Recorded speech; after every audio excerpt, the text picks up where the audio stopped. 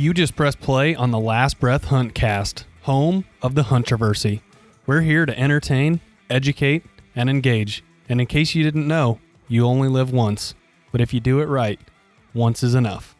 Don't waste it.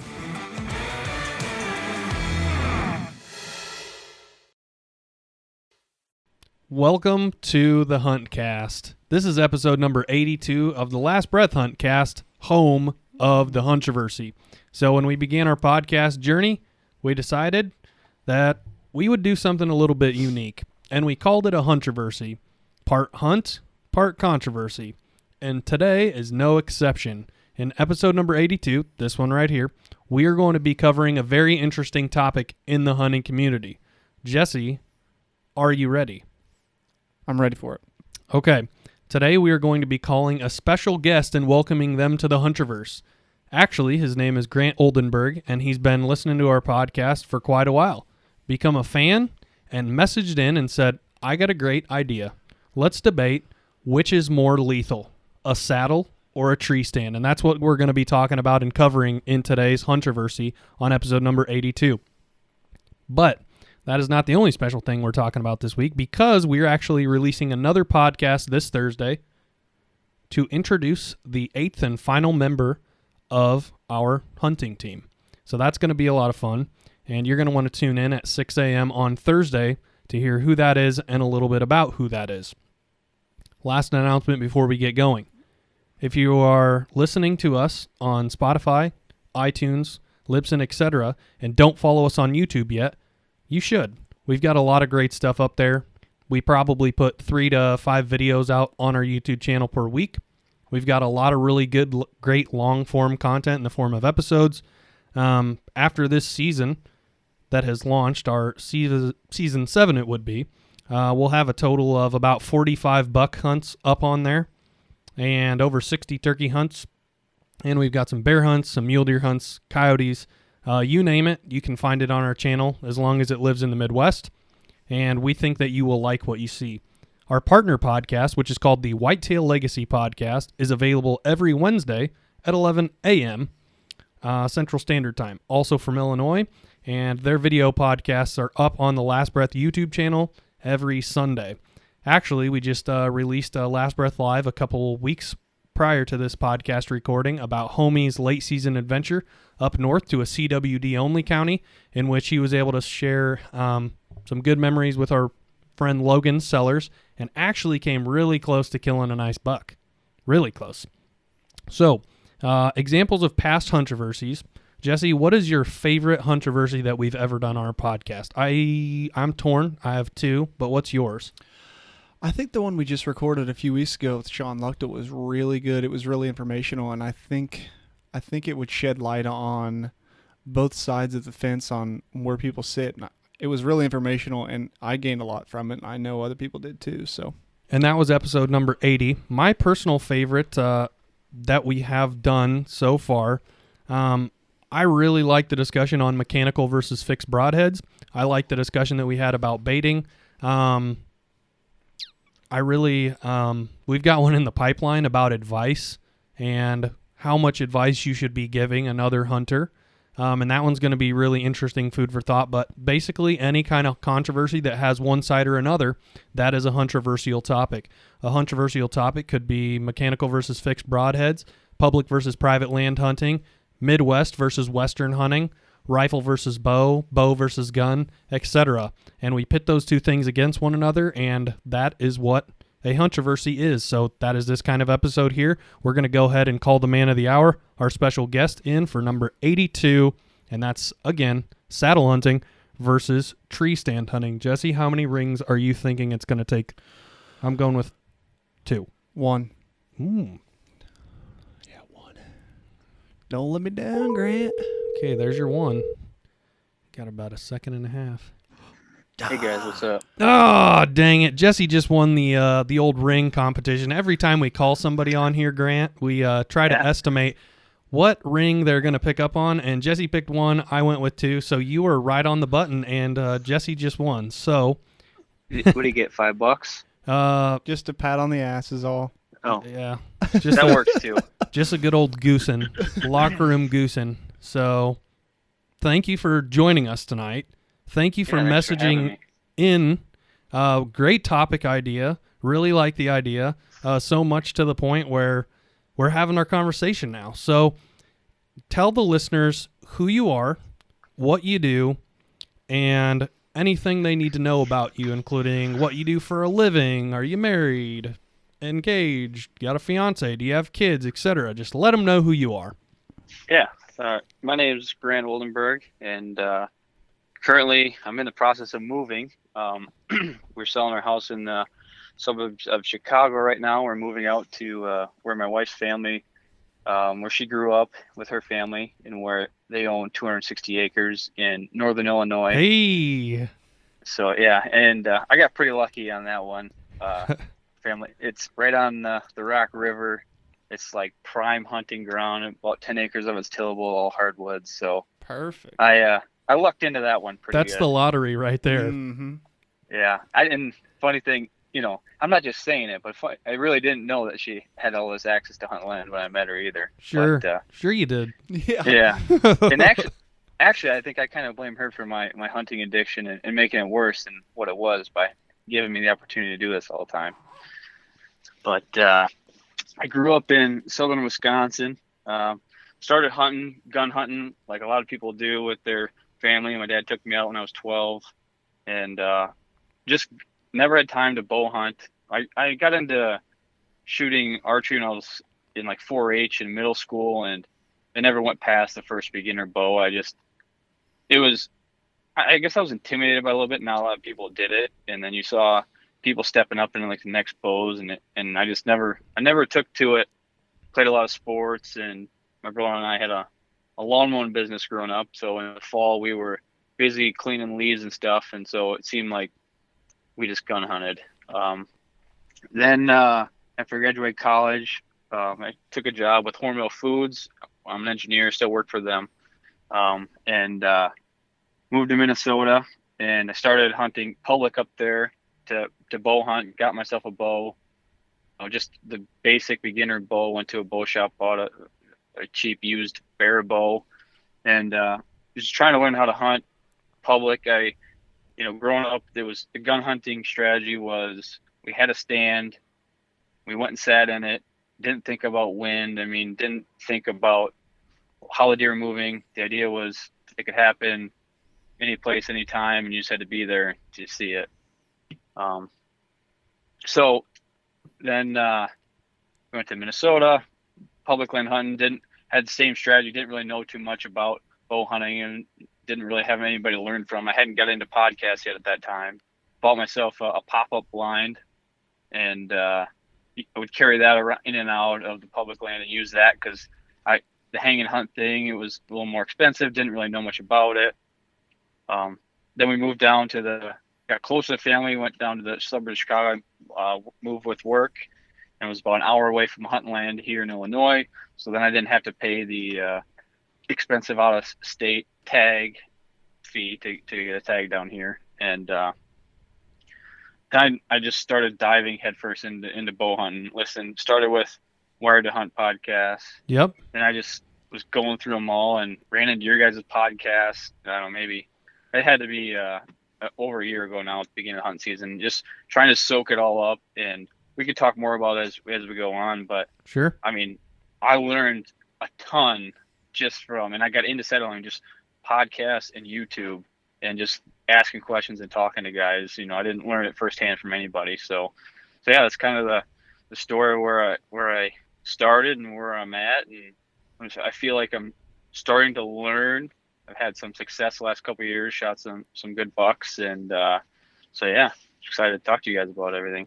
Yeah, we're glad you're here, and to get a perspective on a saddle hunting. Garrett and I have only done it briefly, and we could definitely see some benefits and drawbacks just by being rookies at it. But I'm interested to pick your brain and the experiences that you've had over the last 2 years, how it is different or correlates to Garrett and I and the experience that we had. So I got to know before we start, what suburb are you from right now? Well, we're living in Darien, so we're just outside of Naperville, or just towards the city, not too far from Naperville. Sure. So you're a little so you're right in there by like DePage, a little west of Cicero kind of thing. Yep. I work not too far from Cicero, actually. Gotcha. So, okay. Well, that puts that context in. We actually close on our new home tomorrow morning, so I'm excited to get back into the country, ready to get out of the suburbs and the traffic, and ready to get out to a country road and live in the country. So I'm so thankful for that every day. I don't know what your drive or commute to work is, but it feels like for me, I think I have a 23-mile commute, and it takes me 26 minutes to get to work. I can't imagine, the headaches that you must encounter with that traffic up there, just living, fairly close to work, but it taking you like what's your commute distance, and what's your average commute time up there? I think it's like 10 or 12 miles is my distance, and sometimes in the summertime it could take me 45 minutes. My best times would be if I'm going to work, like 5 o'clock in the morning, it'd be like 20, 25 minutes. But still, that's one thing that drives me nuts being there for that. I think living in town, I've always lived in town until we bought this new place we're signing tomorrow, but I think living in town where you live is the same no matter where you're at. You still live in town, but being there in the suburbs, when you try to go anywhere, everyone says, well, you're going to love it because everything's so close. But to go a mile and a half down the road would take me 10 minutes to go get, ice cream for the family and come back. It's like, couldn't even imagine. It's close, yeah, but it's no different than driving 15 miles down the road to the next town if you live in the country to go get it, even though the mileage is closer. Sure. It's definitely got its conveniences living in town. I mean, I'm sure the number of restaurants you can go to, the movie theaters, stuff like that is way better than what we have here. But, man, that travel is what scares the crap out of me in the city. I always feel like I'm on edge when I'm driving up there through traffic, weaving, and the people are just zooming by you both sides. And you're already going, over the speed limit, and people are just racing by you, and it wigs me out, to be honest with you. But we're not used to that. We're used to like 2-lane here, and I'm used to 6-lane. A tractor being in front of me and hammering and going 45 and passing them easily, or having some Sunday driver out driving 45 on a 55 and hammering down and getting around them. But okay, it's kind of funny. Growing up, we have a cabin in northern Wisconsin, so we'd be driving up there, and you'd always see the Illinois people racing by and, going over the speed limit, weaving out of traffic. And, you'd be like, what the heck? What's wrong with those guys? And then now I live in the city, I live down there, and now I know exactly why it is, because I'm one of those people. Yeah. Speeding and swerving in and out of people. Not too bad, but you understand how it happens when you get in there. Mm-hmm. I'm sure. So let's go ahead and get into it. Like I said, the listeners, they already know what the topic is. It's saddle hunting versus tree stand hunting, which has the edge. And you have spent the last couple years hunting from a saddle. So you are going to kind of be playing the part of the saddle side. So before we get into it, just your initial thoughts, knee-jerk reaction, Grant. What do you think has an edge right now? A tree stand or a saddle? Well, I think that saddle hunting is going to grow a lot more, and you're going to see a lot more people getting into it. But honestly, what I think, and I don't just strictly saddle hunt, I think there's a time and a place for everything. And, I think there's no doubt in my mind that the argument for saddle hunting is it's lightweight, and everybody sees it as it's public land hunting. Like, if you're a public land hunter, you need to have a saddle. You're counting ounces, you're going in. And I don't think a lot of people realize how it's useful on private land, whether you own 100 acres or 40 acres or 1,000 acres, how it could be useful that way. So I guess that's kind of what I want to get in, how I use it, being able to hunt 260 acres of private land, and why I would rather use that. But I do not, just full disclosure, I've hunted ladder stands this year, bow hunted ladder stands, permanent hang-ons, redneck blinds, box blinds in my saddle. But I think this year it was 85% of my hunts probably were out of my saddle. Sure. So you got the whole gambit, in terms of the location in which you're hunting, but the primary method of, your hunting means this year were from the saddle. So, Jesse, what do you think? What has the edge before we get into the conversation, in your opinion? Being somebody that's never sat in a saddle, I just by doing a little bit of research and watching some videos and people that use them, I still think that I'm going to stick to my traditional hang-ons, lock-ons, but I can see how there would definitely be advantages to a saddle. So, but I'm staying with the lock-on.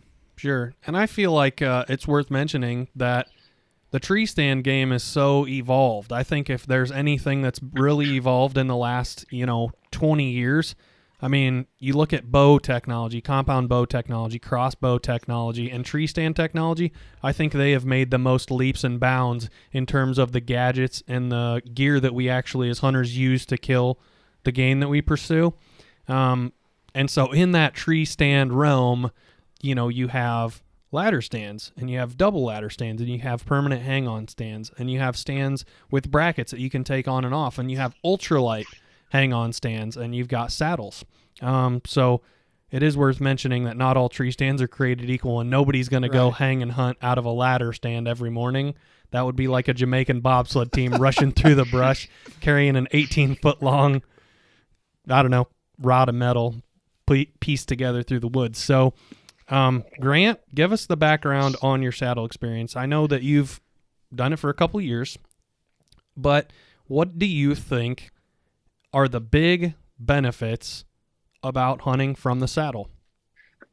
Yeah, so I made a list of, there's a lot of things that I think you could argue either way, whether you're hunting from a stand or a saddle, arguments that work. But I think the three biggest things that push me to it, I'll go through them here. But so when I started looking at I actually bought a Lone Wolf stand. It was like a blemish stand. I got a deal on it, and I was going to use that.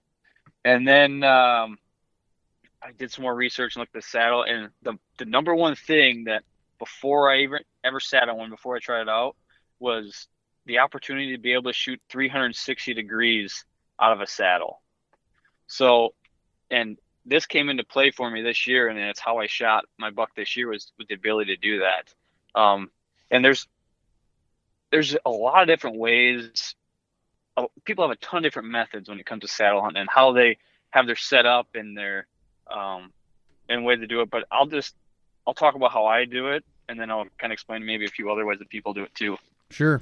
I know in your guys' video, I watched it, you guys had some climbing sticks, and then Garrett stood on just this top of the stick, right? Yep, exactly.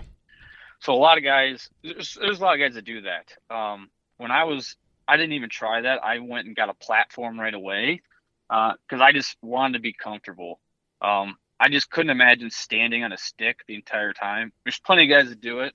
Sometimes it's, they want to carry less gear in. Sometimes you want to be more comfortable. So you get it just from a transition from a tree stand to a platform that I got to stand on. I just felt like that was a better setup.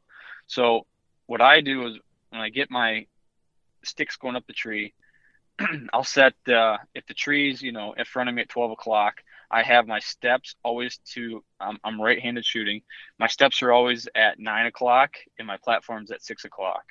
So that way I'm standing on my platform. I have the ability to step with my left foot onto my sticks and go around the tree.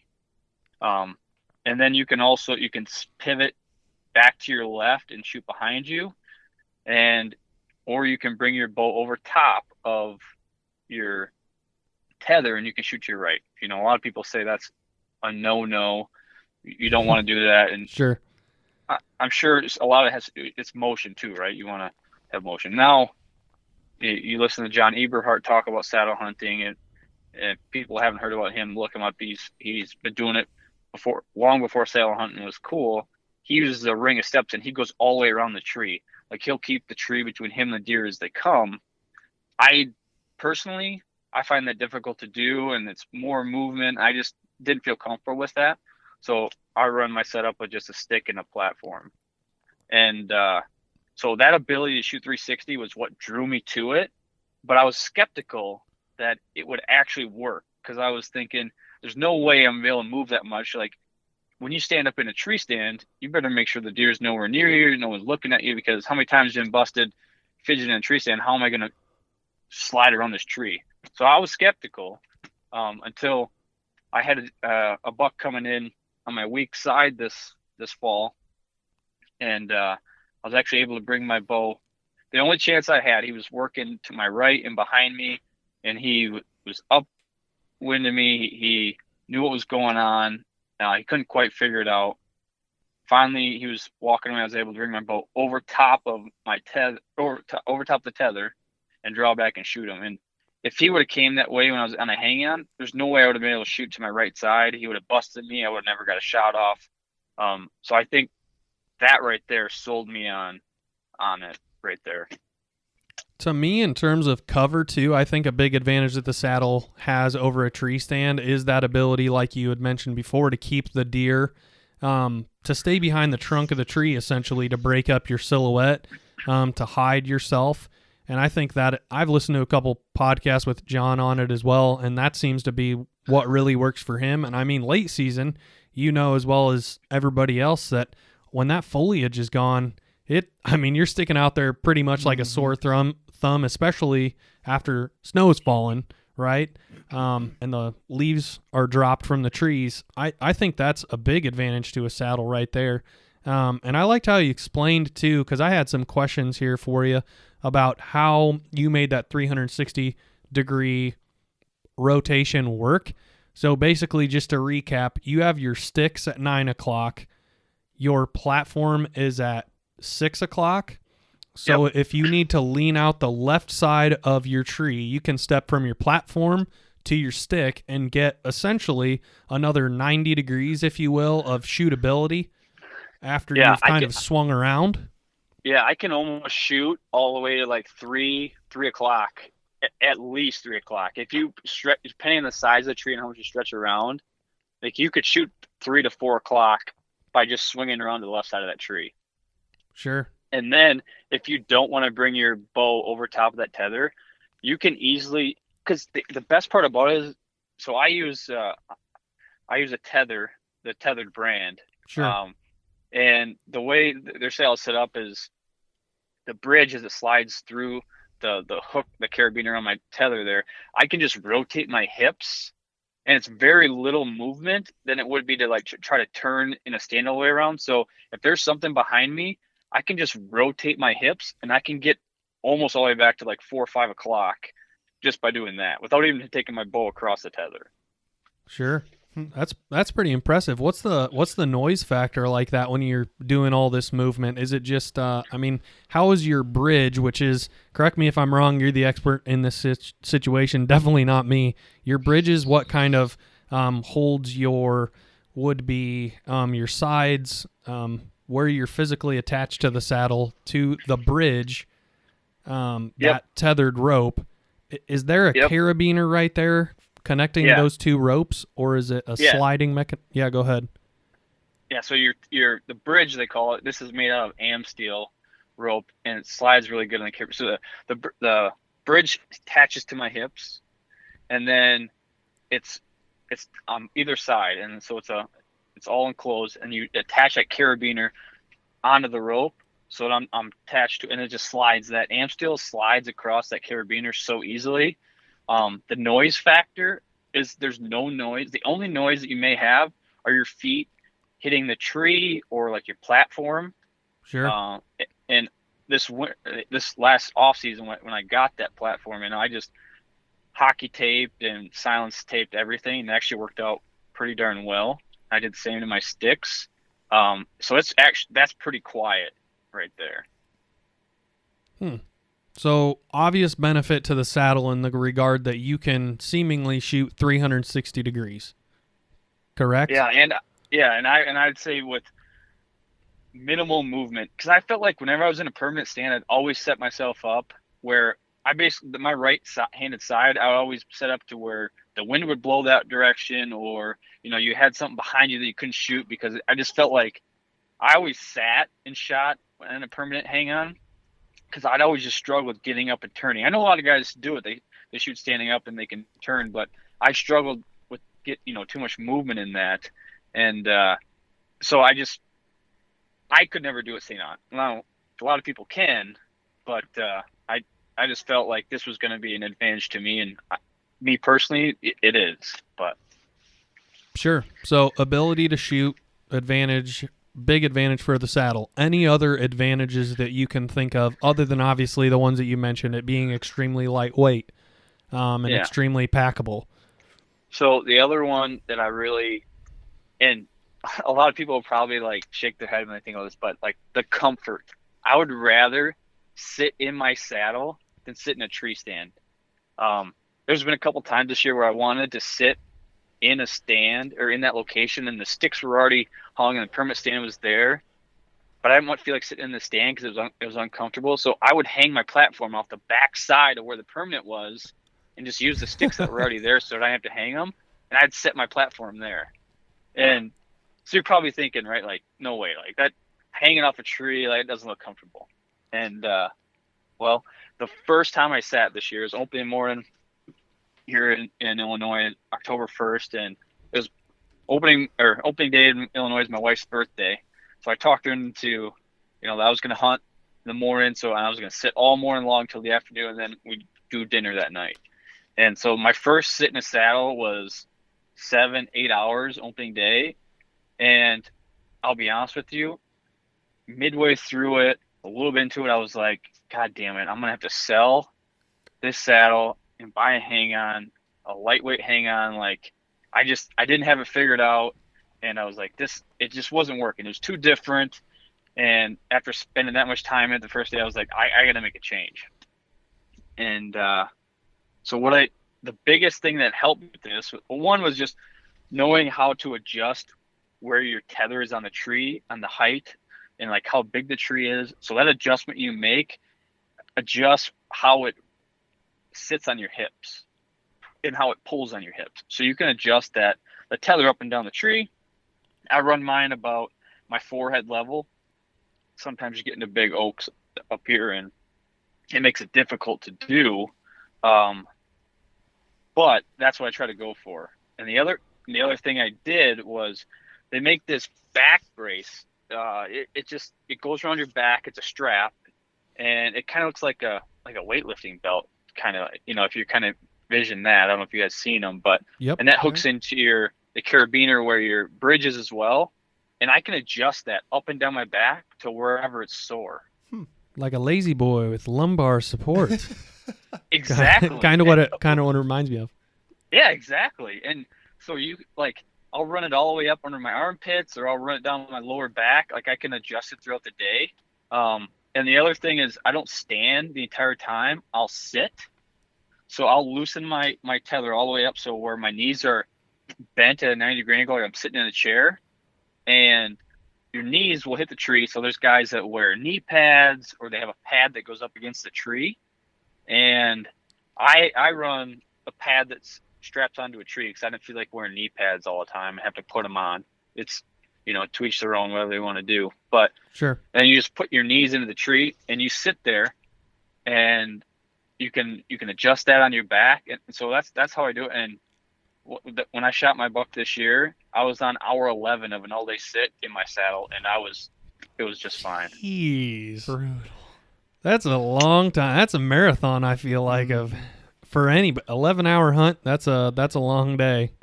That's a long day. That's impressive. Most of the concerns that Garrett and I had about the saddle when we dabbled with it the first time was, number one, Garrett, if you haven't actually physically seen Garrett not in hunting clothing, which is seldom given the fact that we film a hunting show. Normally he's in hunting stuff, but he's probably about the fittest person that I know. And about 10 minutes in, he looks over at me and he says, "My calves are burning, dude. My calves are going to be sore tomorrow from balancing on that top stick." So I'm glad you talked about the platform, because it did seem to provide some comfort. And then he figured out about 30 minutes after that, he's like, "I'm going to kind of koala this tree." Yeah. And he kind of sat down like what you're talking about and leaned his knees up. And then we kind of had that discussion, whispering back and forth too, about the fact that knee pads would be beneficial, or some kind of pad for if you're going into that position and you're not, essentially in a straight line with your torso and your legs off of the tree leaned up that you can kind of hunch down and relax yourself. So he did say that he was pretty comfortable at that point once he kind of started doing that. So is that kind of the position you take as well, where you kind of put your knees in the tree or kind of straddle in the tree and you're just kind of sitting and letting all of your weight be taken by that bridge then? Is that the sweet spot for comfort in terms? Yeah, and sometimes it's moving a little bit back and forth, just switching between the two and maybe a half hour in each. And the other thing I've noticed too, that sometimes if your calves are burning, then you just got to put a little more weight on your ropes and don't stand as much. Or sometimes you do need to stand. But other times what I'll do is I'll loosen up my tether up a little bit so that I'm like leaning straight off the tree and I look like a branch coming off there. And sometimes I'll just lean on that and I don't have a lot of weight in my legs either. So, and there's times where maybe it's an afternoon sit. I got on a little bit later. I don't feel like getting my pad out strapped in the tree, or I don't want to make noise, whatever the case is. And I won't even sit that day. I'll just lean or kind of stand. And sometimes it's nice to have that, my climbing stick. I'll just reach out my leg, straighten it out, set against that. You can move around a little bit, but I'll also say I found out that's a downside of being in a saddle too, is sometimes I find myself moving. It's more comfortable and I get different positions, but I've been busted a couple times this year by moving too much or even just like swaying because I can. If you don't even realize it, but I'm just sitting there like kind of like swaying back and forth, just feeling the woods, just relaxing. And I'm like, shit, here comes something behind me and sees me moving. So you just got to pay attention to that a little bit. I think what scares the hell out of me about a saddle hunt is I fall asleep pretty easily. If I don't have about 8 or 9 hours of sleep per night, I am a miserable person to be around, I feel. And I make sure that on a night where we have school in the morning, that's what I do full time. I'm a school teacher, and the kids will eat me alive if I do not get sleep. My job is going to be hell. The kids are going to get under my skin, and normally I'm very patient with them and really, really respectful of the fact that it's hard being 13 and 14, sitting around when your hormones are raging and learning about the Pythagorean theorem. So I give them the benefit of the doubt at times, but I just felt scared. Like, man, I'm gonna be filming Garrett. We're gonna both be in a saddle, and I'm gonna fall asleep. He's not going to be there to wake me up, and I'm going to flip backwards out of this son of a bitch to my death, or be hanging upside down if I'm lucky enough that my feet catch the straps. So that was a scary thing to me. Have you ever felt yourself like nodding off to sleep and kind of have one of those moments? Every once in a while during deer season, I kind of have that when I'm in a tree stand and I kind of will doze off for a second. Maybe we're on like day 6 of our rutcation and pulling an all day or something like that. We're not seeing anything during the midday, so I'll kind of dust off for a little bit. What's that feeling like when you're in a saddle when go ahead. So I'm trying to think like how to explain this and how, because I've never ever felt like I was going to tip over backwards. And you being a math whiz, maybe you can help me explain this. I mean, I should. I'm an engineer. I should be able to explain this, right? But when you're sitting in the tree, like your weight and the way that tether is above your head, you're always going to swing towards the tree. Like you never, like I'd have to put my feet up onto the tree and be straight out in front of me and almost go above my head in order to flip backwards out of it. Like your ropes are always above you. You never, same like when you're climbing with with your lineman's belt, you keep that above you. So you're not going to flip backwards. So like the weight of your torso and your body, you're always going to fall into the tree. Your nuts and your chest are going to hit the tree before you're going to ever. Has that ever happened to you? No, I don't. I've never fell like I'll doze on and off, but like I lean forward and put my head on the ropes, and I take a little nap that way.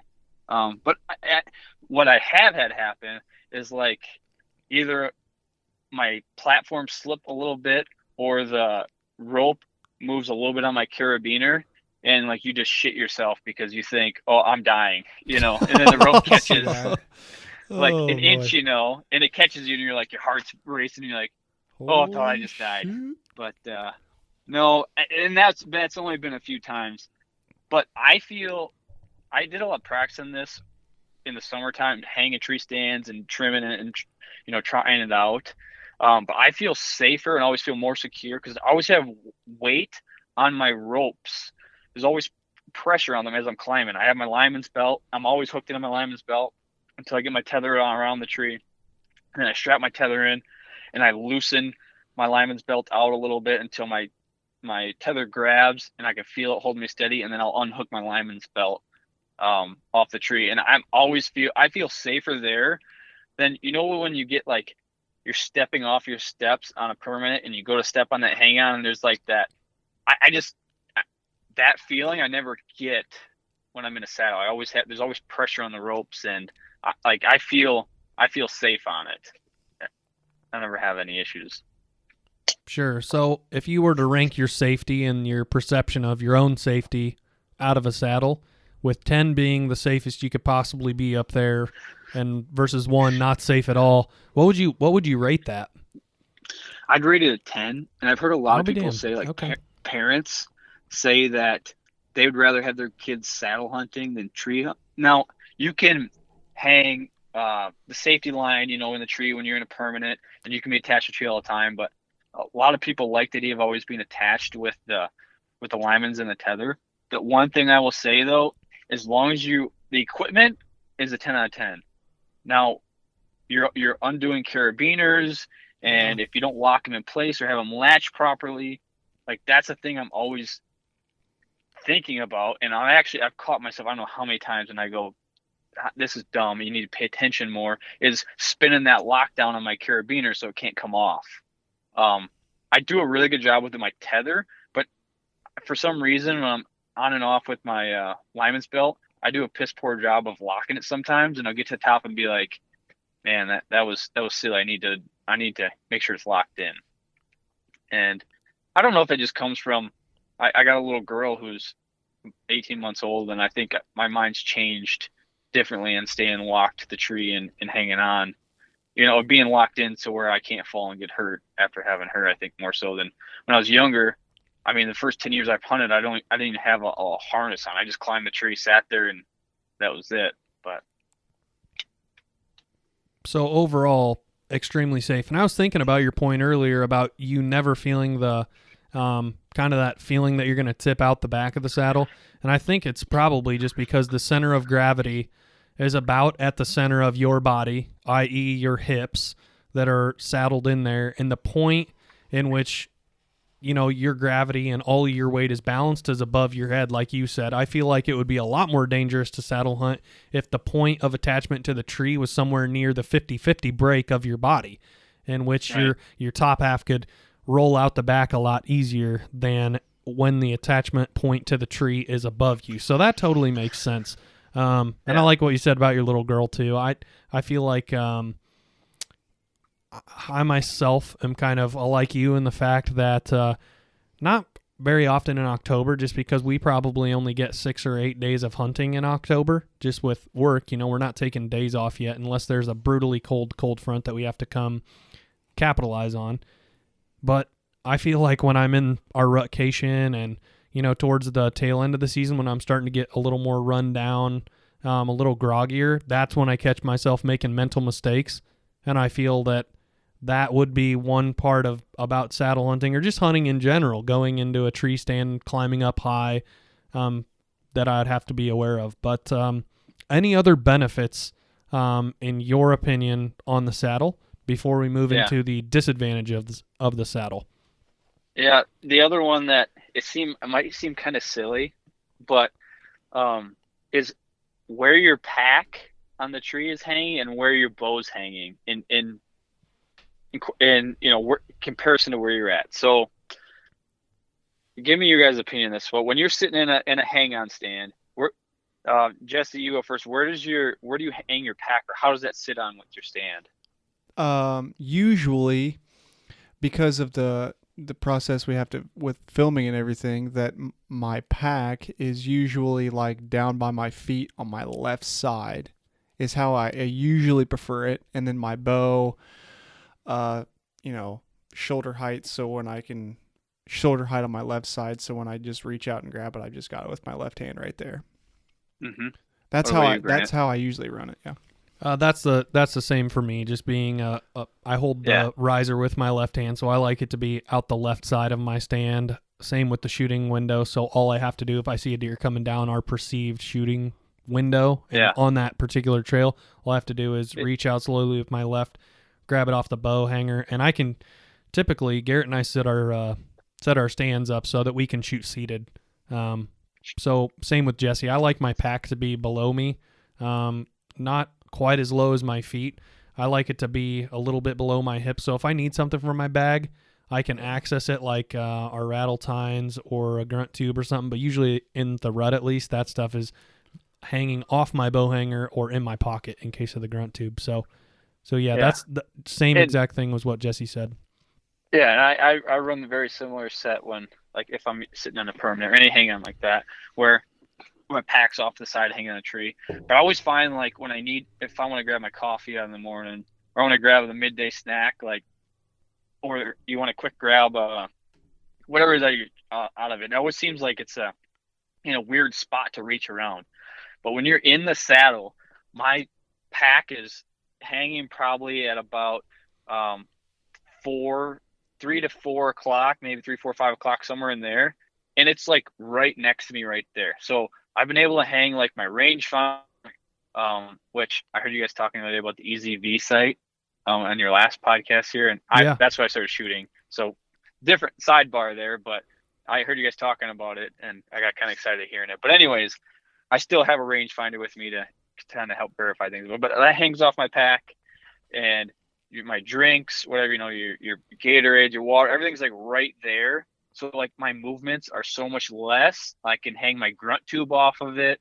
I mean, it seems like kind of silly, but having that right there, and then also the bow on the other side to where it's right there up against the tree, and I can hide behind the tree when I'm clipping on my release and stuff.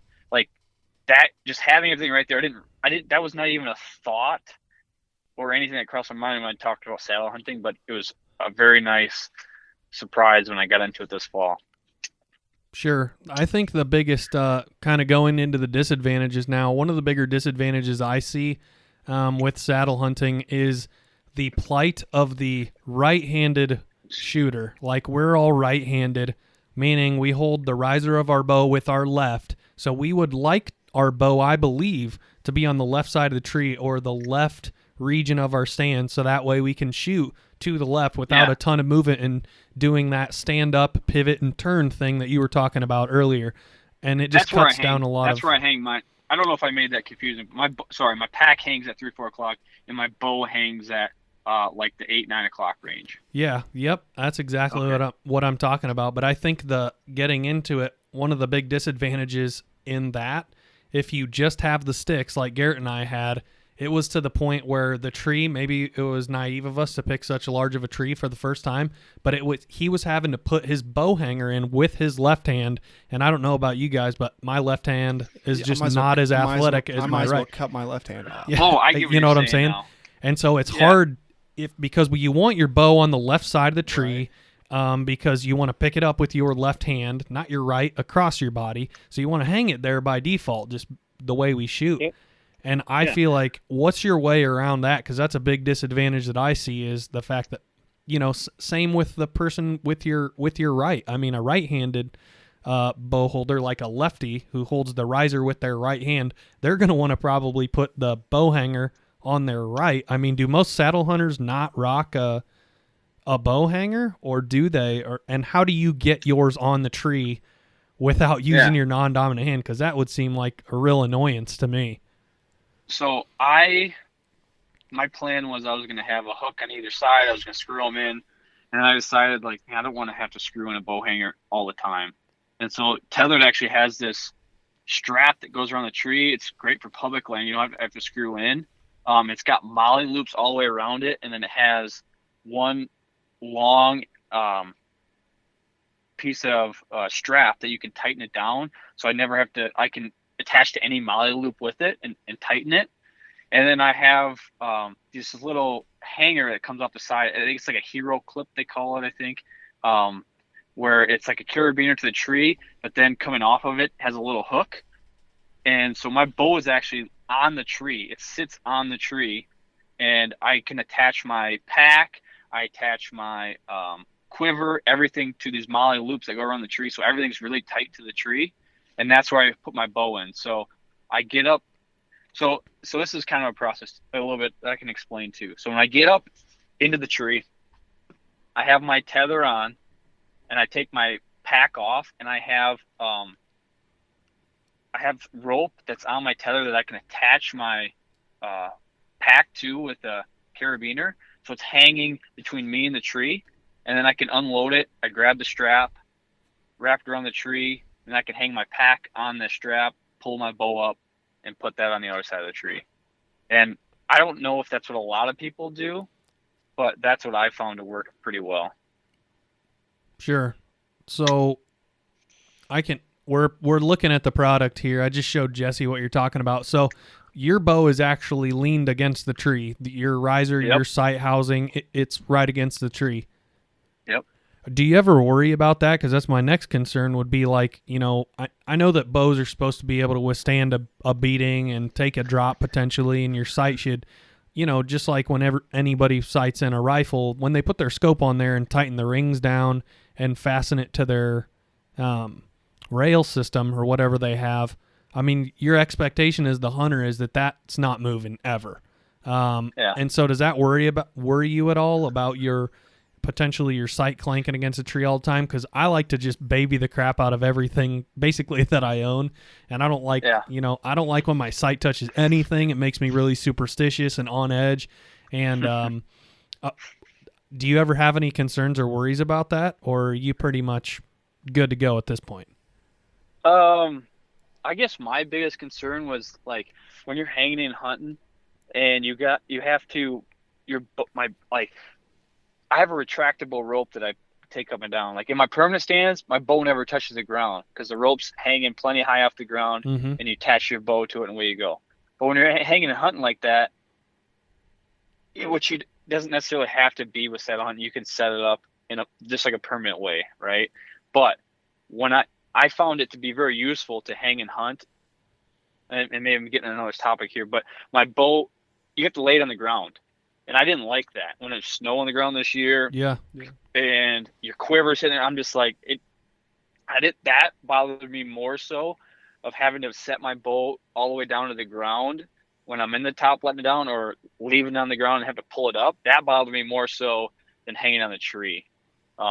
So I don't know, when it came to hanging on the tree like that, my sight, actually, the way it sits on there, it never really hit the tree. It was more so just the risers that were hitting the tree. So that part didn't bother me as much as it does when it's on the ground. Sure. Any other obvious disadvantages from the saddle, from your perspective? Have you ever missed out on a deer because of the saddle, or anything like that? Has there been one distinct moment where you can think, man, I wish I was in a permanent hang-on right now, or a lightweight hang-on, etc.? Do you have? Nope. No, I haven't ran into that yet. The only thing I'll say is when I'm moving around too much, and I go, think like, man, if I was in a permit, I wouldn't have moved around. But that's a personal thing. That's just me being a dumbass and moving around too much. Are you a fidgeter? Fidgeter by nature? Yeah, I am, yeah. And so actually what I'll do sometimes is I'll sit. If I sit in the saddle and with my knees in this tree, then I'm still, and my knees are against the tree, and it's fine. But yeah, if I'm standing talking to somebody or something like that, I tend to move around. So I do it in the tree as well. Sure. Okay. That kind of makes sense. And I feel like idly, if you're sitting stagnant or standing on your stand, I feel like it's such a solid point, and it's so natural for us to sit in a seat or to stand on a floor because we do it so often at our jobs every day, that saddle, I feel like I can totally understand where you're coming from, where you're just kind of like your mind drifts off and you're kind of slowly swaying from left to right. Mm-hmm. And just kind of relaxed, and I feel like that could happen, and I feel like that sure is something to be aware of and could be considered to be a disadvantage of the saddle. Yeah, for sure. All right, well, let's go ahead and get into the benefits of a tree stand. Jesse, number one benefit of a tree stand, in your opinion, would have to be what? What are you thinking?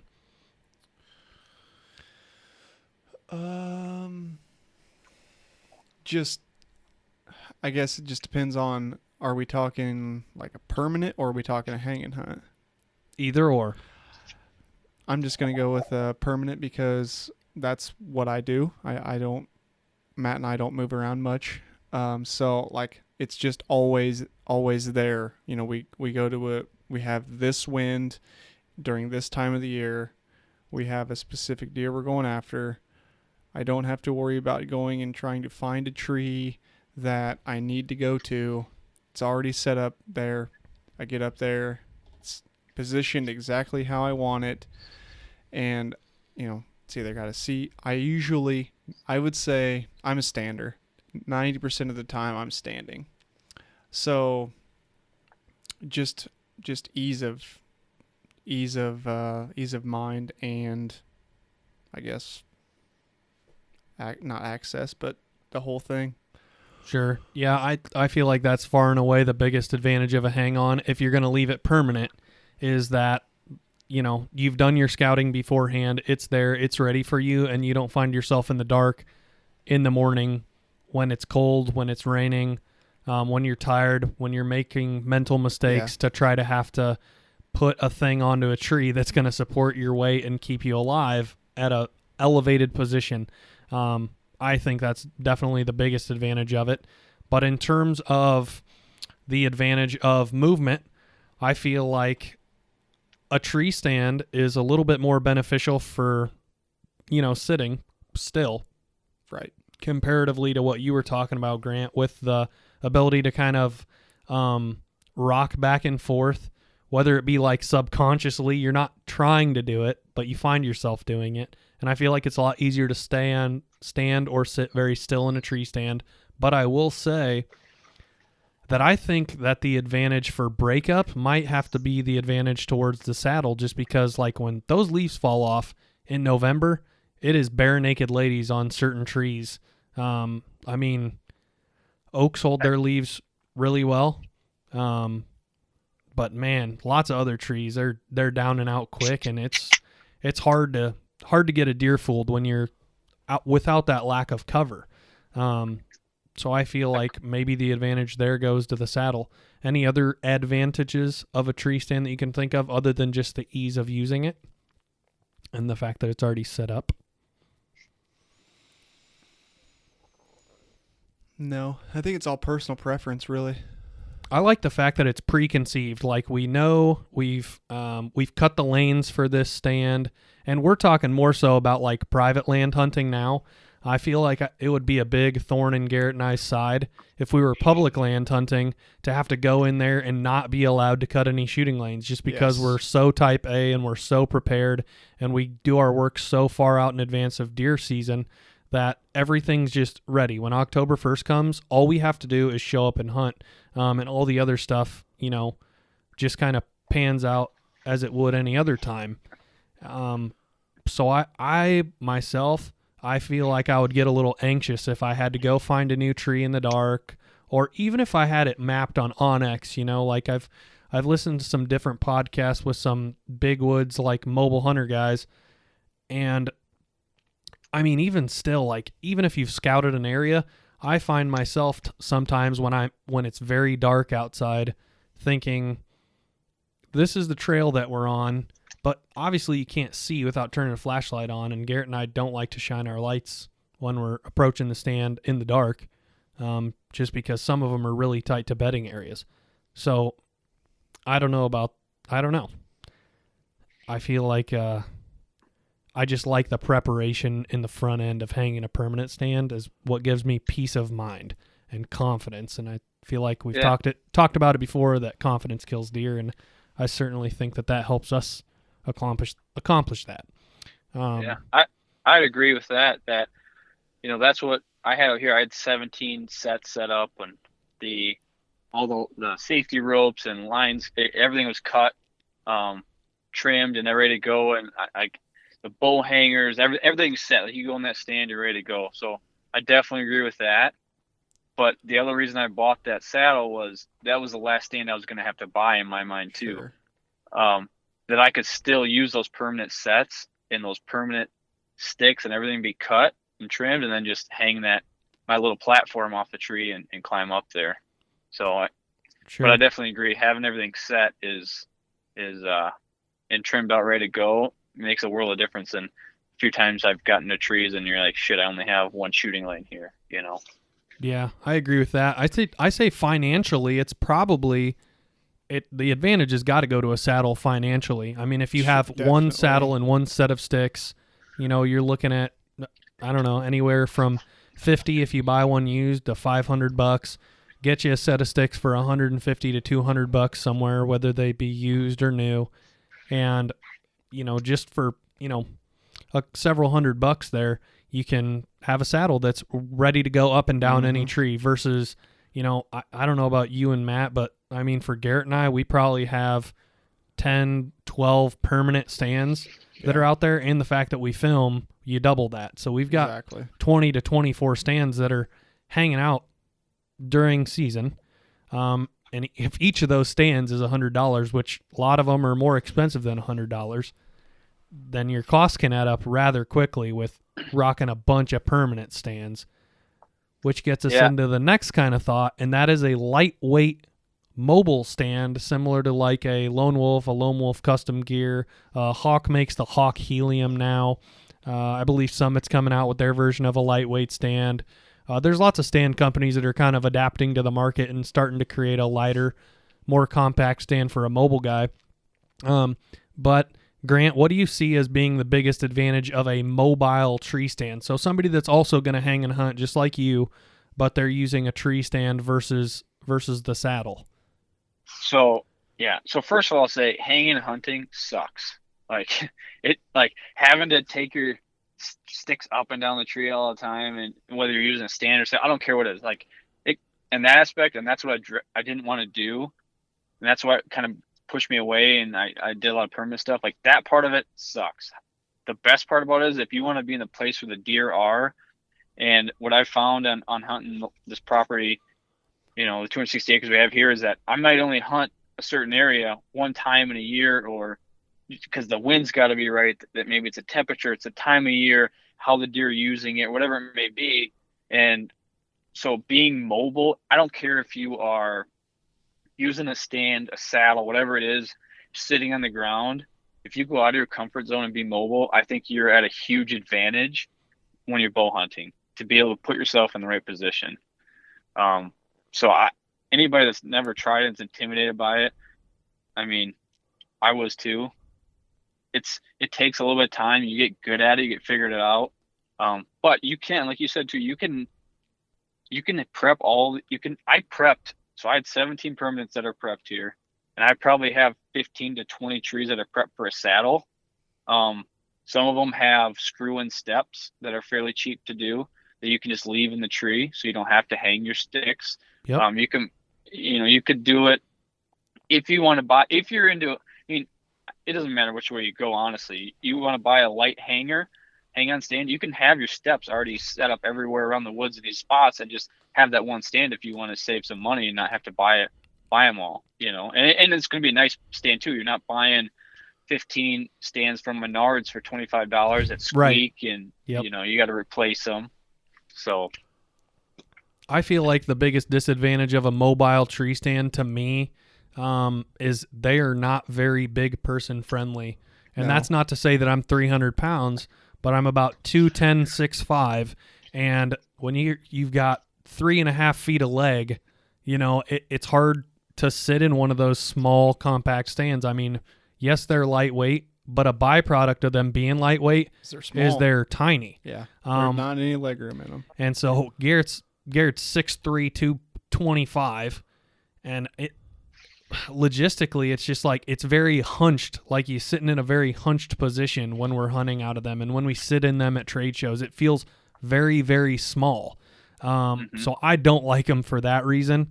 But other than that, it seems to be, you know, there are lots of quality ones made. And I do feel like you said, being able to be just adaptable to what is going on in the woods just makes you much more efficient. So for Garrett and I, we have our 10, 12 permanent sets on the couple farms that we hunt, but then we have our quote-unquote floater stand.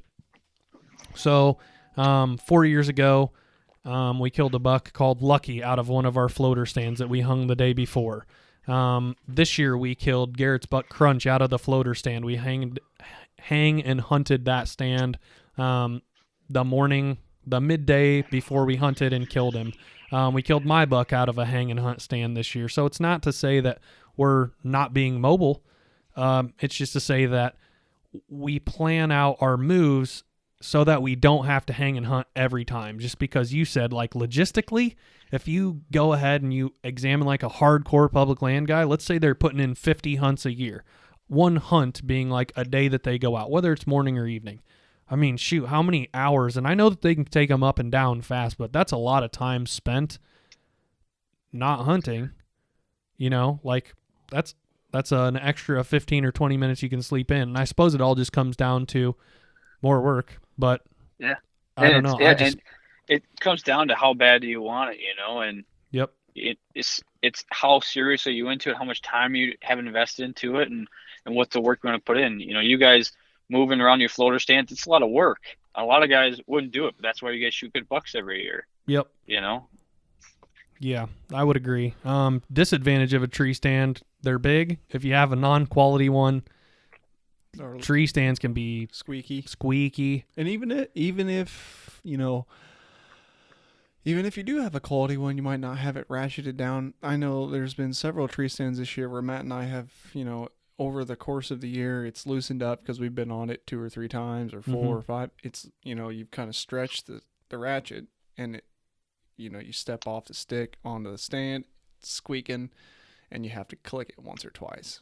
But it seems we do that, you know, multiple times a year. So here's an interesting question for you guys. What do you think lasts longer? Let's talk about like a saddle / lightweight mobile hunting stand versus a permanent stand.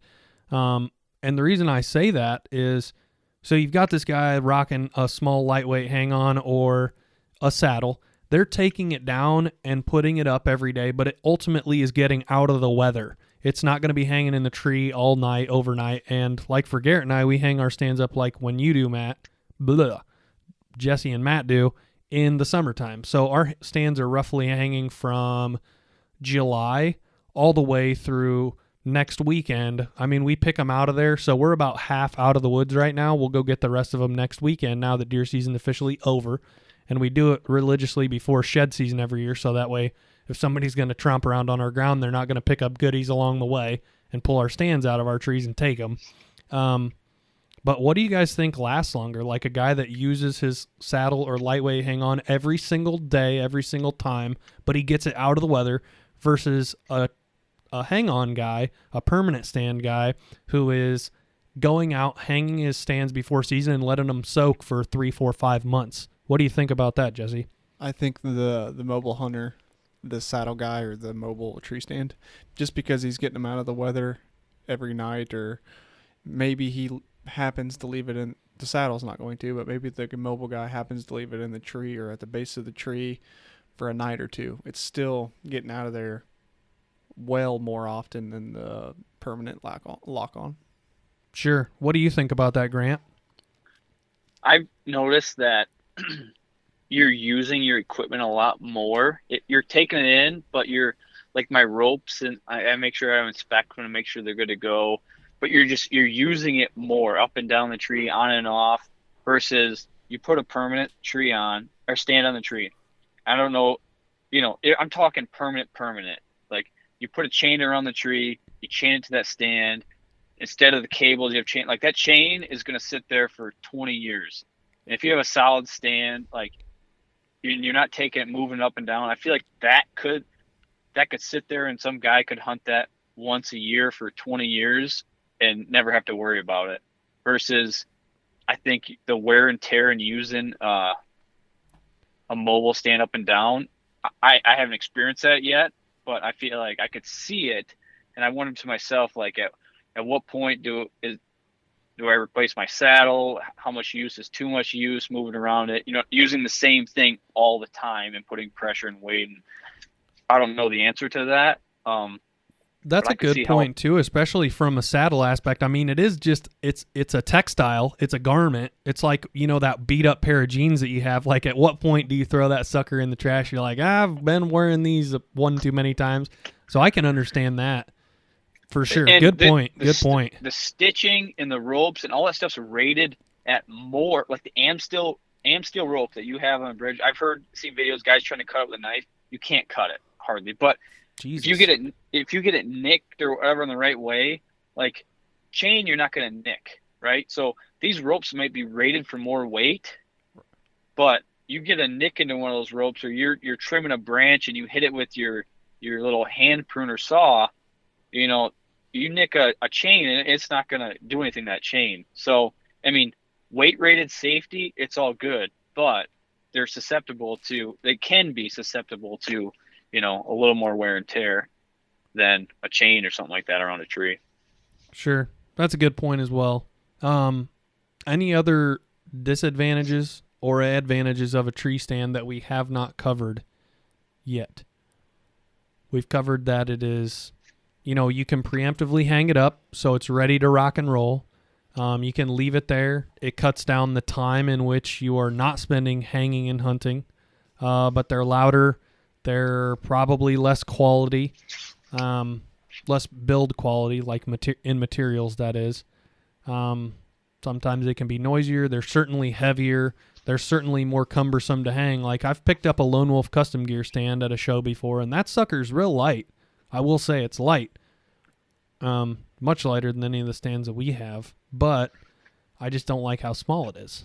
That's just my personal thing, just because I'm not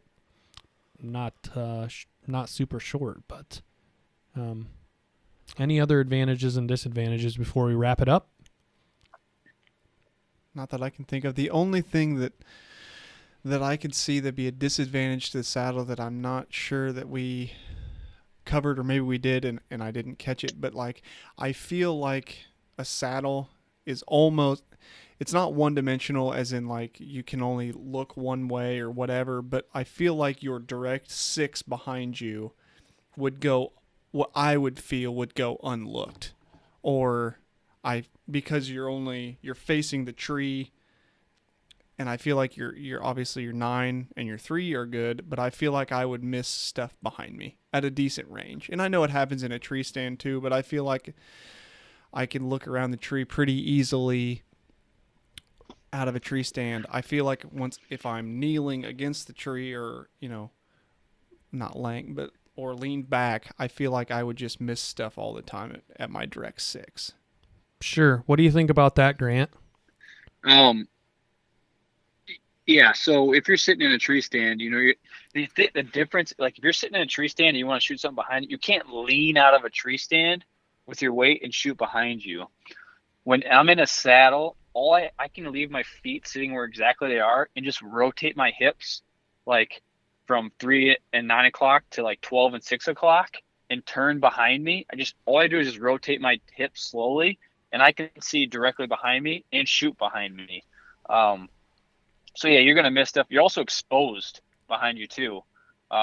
You can't see behind you and you're exposed. So you got to think about that a little bit. But I did get in a situation this winter, when you talk about with no foliage on the trees or anything like that, where it actually was helpful being to say, I set up hanging off a tree and I was up against a pine, small pine tree behind me is a spruce tree, where I could like get right up into it and use that as my back cover. But in a situation where you're in the wide open like that and they come behind you, it can get you like that, but you have the ability to make the move to shoot behind you. You do have the ability to turn and look and see it slowly. But yeah, I agree. I mean, they get you in a tree stand saddle. It's tough when they're coming behind you.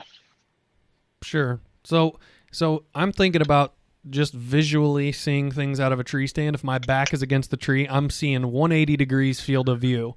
I'm seeing 90 degrees out my right eye, 90 degrees out of my left eye, peripheral, and everything in between. Versus a saddle, you're also going to get that 180, but you're going to take like a 30 to 40 degree cut right in front of you where your tree is. But like you said, if you can quietly shift, then that's not an issue. But immediately, like, let's say ultimate worst case scenario. The leaves are wet. It is a case in which it's a perfect storm for a buck to ghost in on you, sneak up on you from the direction you're facing. Have you ever experienced that, Grant, where there is literally a buck that you want to kill perfectly behind the tree which you're facing? Yeah, I mean, are you talking the bucks at 12 o'clock or 6 o'clock? 12. Yep. 12 o'clock.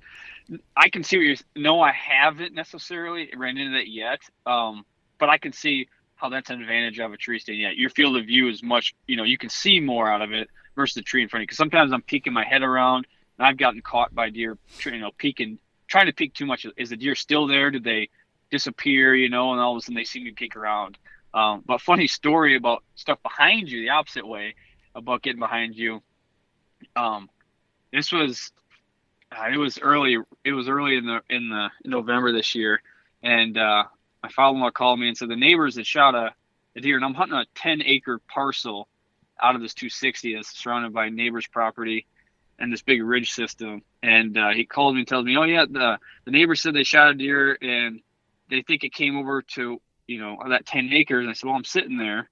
I was like, "There's no deer came over here. I can see it's 10 acres," and I'm like, all right, if they have blood, go ahead. I would have seen it, Well, sure enough, they come walking through there, and they found blood, and this deer had ran behind me at like 80 yards, and they'd shot it in the ass. We saw it on the trail cam. They said they shot it in the shoulder. It turns out it was the ass shoulder that they shot it in. The ass shoulder. Yeah, and it ran behind me at probably 80 yards, and I didn't hear it. I didn't see it. So that's something where it snuck right behind me there, and I had no idea.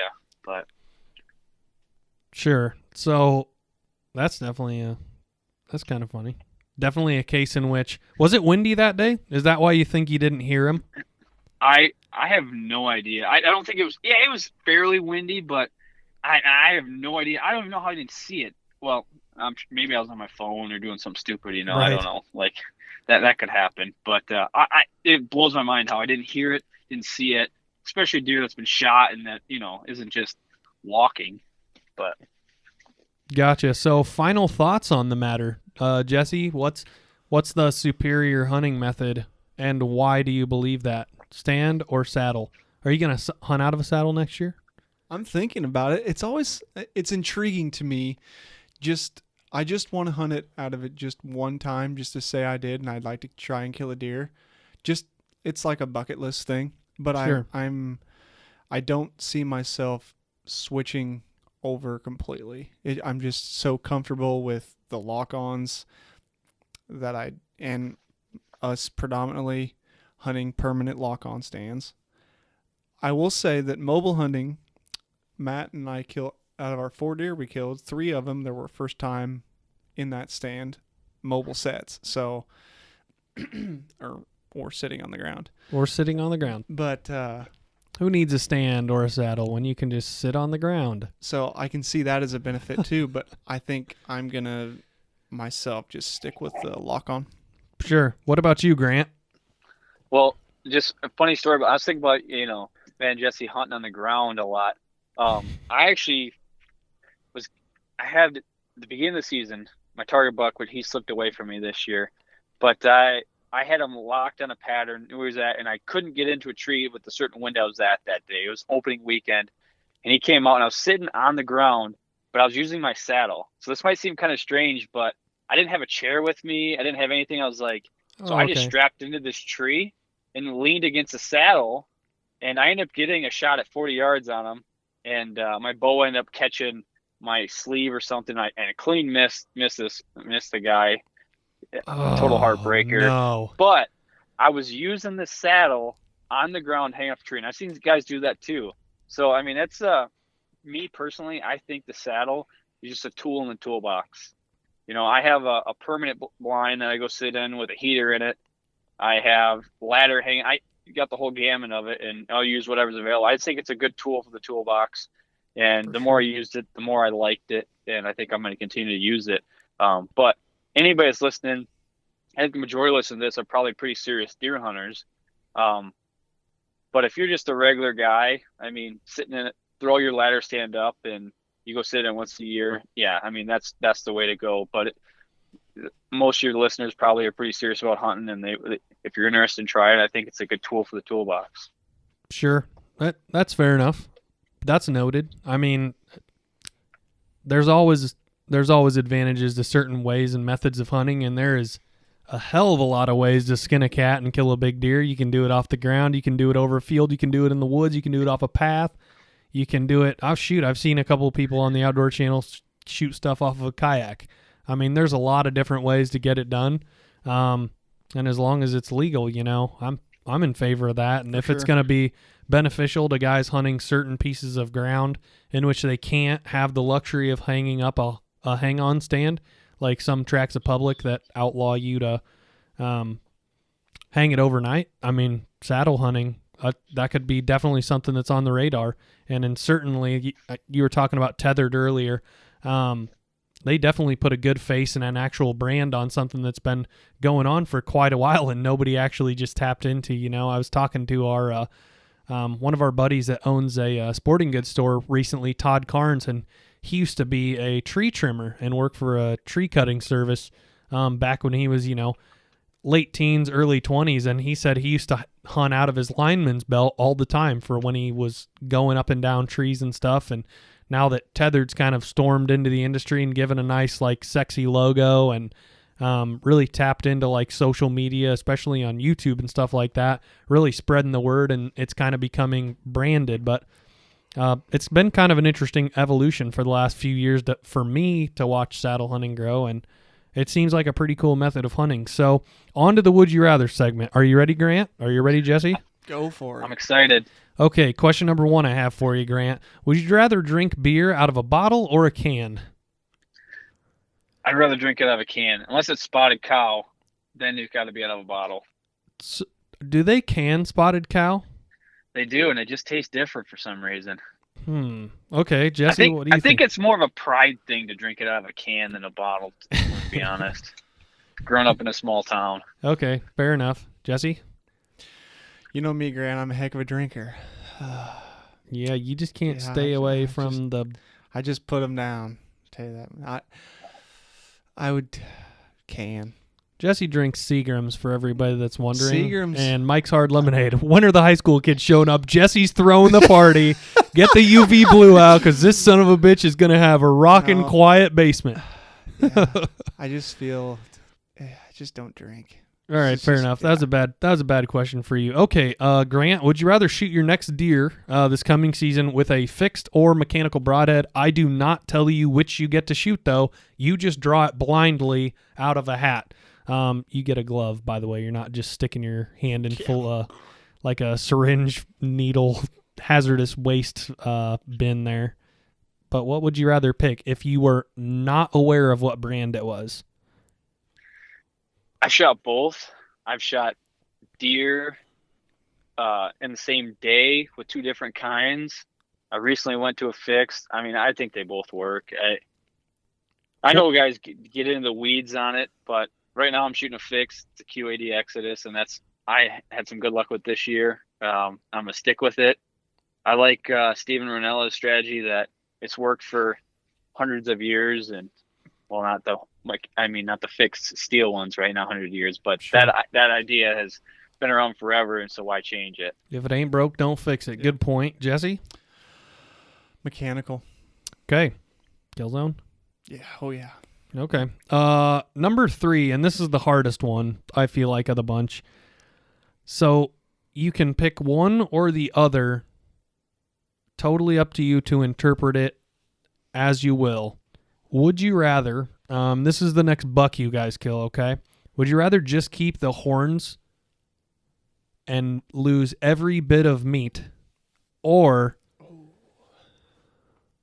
keep the meat, every bit of it, but lose the horns?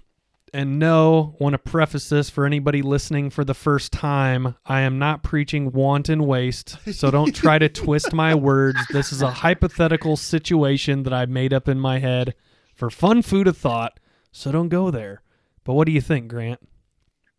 This is a really good question. This is tough because I feel like if you're gonna shoot an animal and take its life, that you need to respect it and eat the meat from it. And growing up, my dad he shot deer to eat the meat. He didn't care about the horns. Yep. Now that I hunt, and I love the horns. I love finding sheds probably as much as I like shooting them. Man, this question sucks because I question my morals if I say the horns and not the meat. But man, if I shoot the deer and the coyotes got to it and I got to keep the horns, I guess is all part of the circle of life and nature, and I'd rather have the horns. Sure. Jesse? I agree with Grant. It's not that I don't want the meat, but the whole reason we're chasing a buck or shooting a buck is for the antlers. And if I wanted meat, which, everybody does, that's, the whole reason why we hunt, I will just go shoot a doe. So fair enough. If I had to shoot, it was for a buck, I would want the horns. Sure. Fair enough. I don't think there's anything wrong with either of those answers. And like I said, this is all food for thought, hypothetical, not preaching one thing or another. Shoot or pass? Jesse, you ready? I'm going to go to you first this time. All right. Okay, it's during the rut. It's the best day of the rut in Illinois. Statistically, it's November 9th. There's a turkey, a tom turkey. You have a turkey tag in your pocket. Shoot or pass? Midday. I'll shoot it. Okay. Grant, what do you think about that? Knocking it down all day. Okay, what if I shift it on you guys and it is 10 minutes after sunrise, best day of the year. Turkey's coming right there. Are you going to create a disruption or are you going to let them waddle by? I'll probably let it go. Probably let it go at that point. Grant, what about that? Does that change things for you?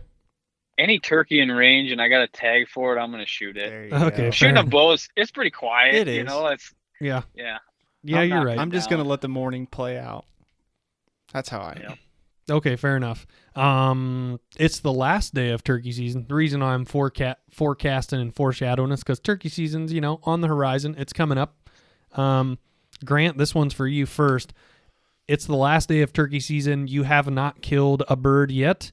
There's a Jake coming in, doing his little yard turkey gobble. Do you shoot or pass that Jake? Last day.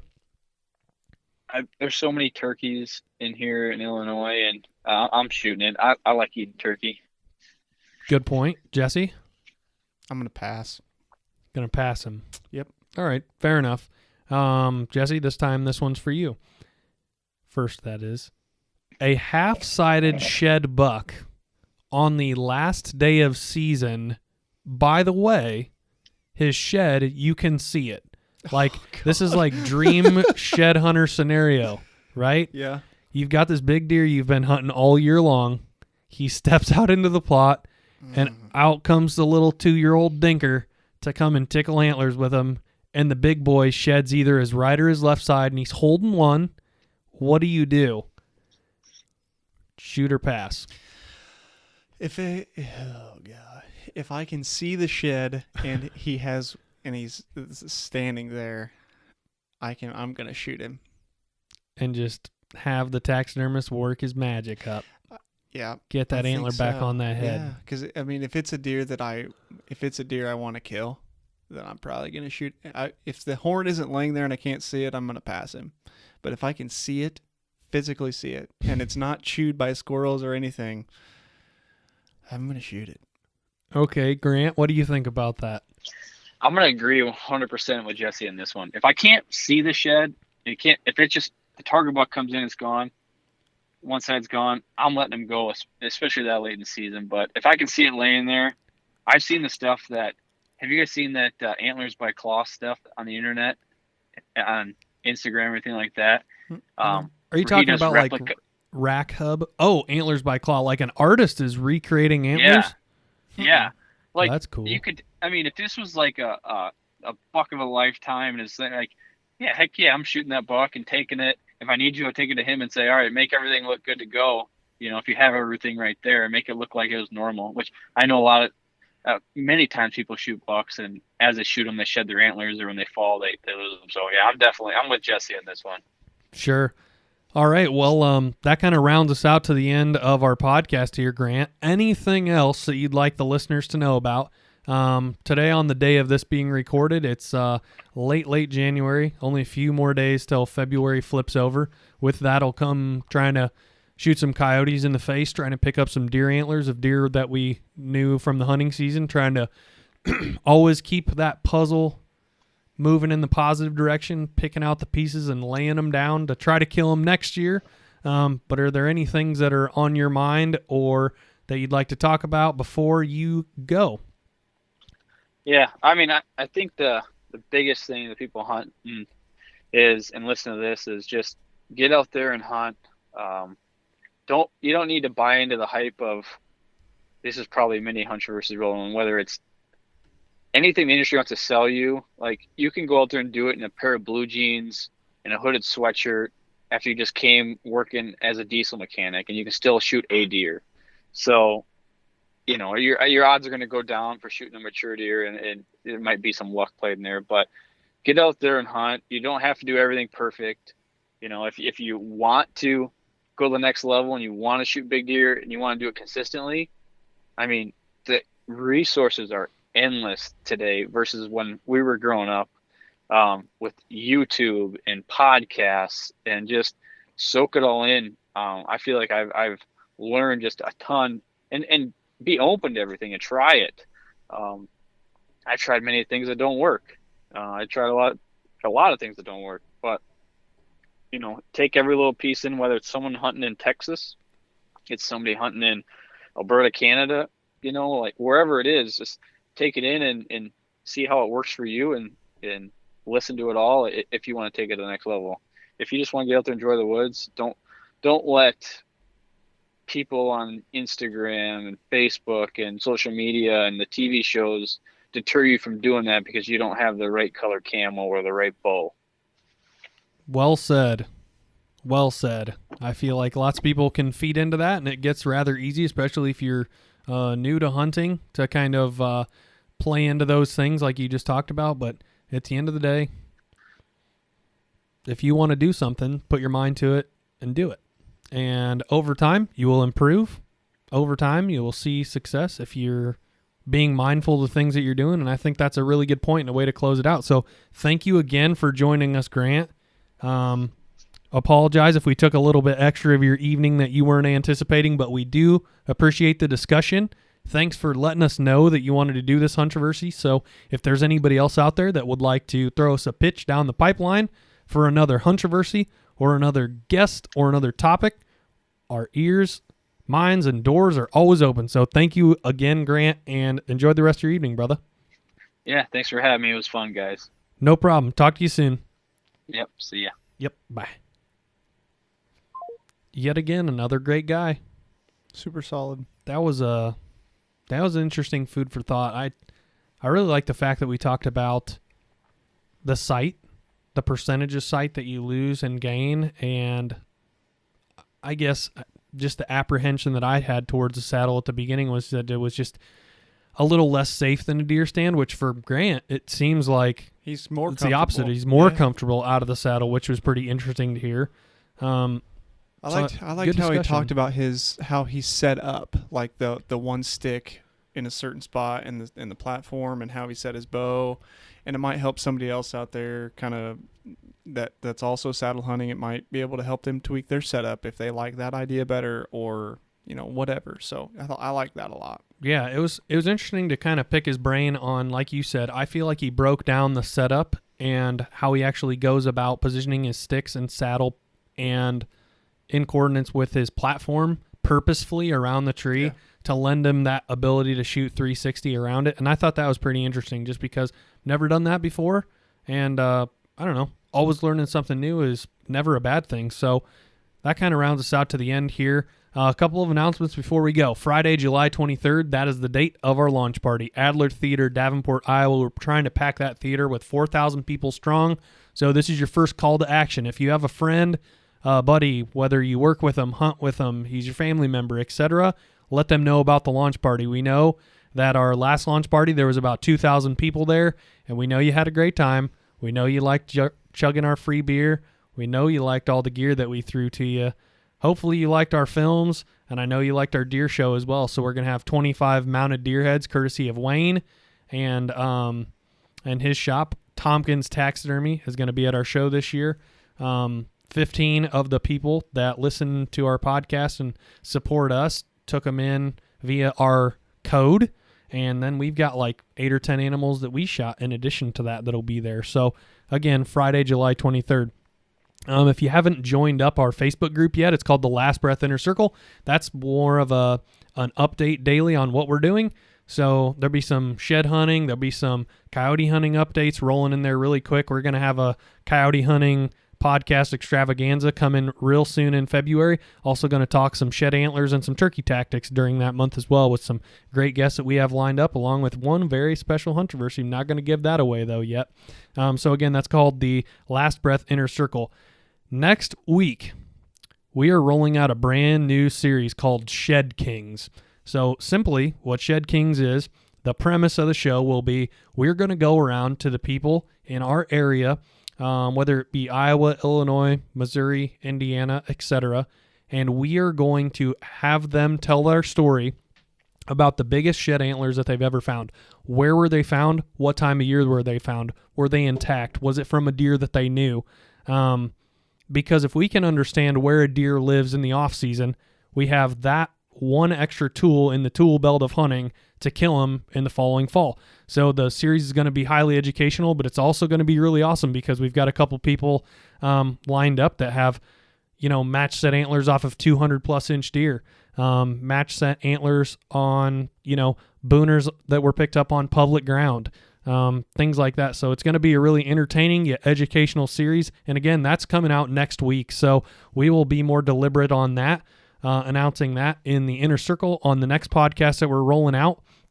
And again, this is not the only podcast that we're putting out this week. So we have the one that's you're hearing right now, Monday.